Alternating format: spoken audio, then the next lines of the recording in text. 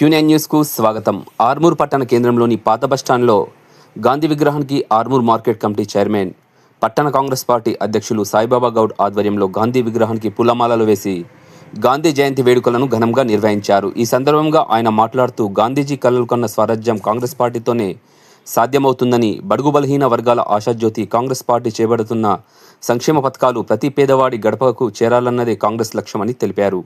నేటి యువత చెడు వ్యసనాలకు బానిస కాకుండా గాంధీజీ చూపిన మార్గంలో నడవాలని, దేశ భవిష్యత్తుకు బాసటగా నిలవాలని పిలుపునిచ్చారు. ఇట్టి కార్యక్రమంలో ఆర్మూర్ తాజా మాజీ municipal chairperson Vanneldevi Lavanya, Ayyappa Srinivas, BCCL పట్టణ అధ్యక్షులు ధోండి రమణ, నవనాథ సిద్ధులగుట్ట కమిటీ సభ్యులు Jimmy Ravi, DCCB cell director Vasu, Congress party నాయకులు ఖాందేశ్ సత్యనారాయణ, మొయూసిన్, ఠైసిన్, భూపేందర్, అభినవ్, లక్ష్మణ్, సుమన్, ఫాయింభాయ్ తదితరులు ఇట్టి కార్యక్రమంలో పాల్గొన్నారు.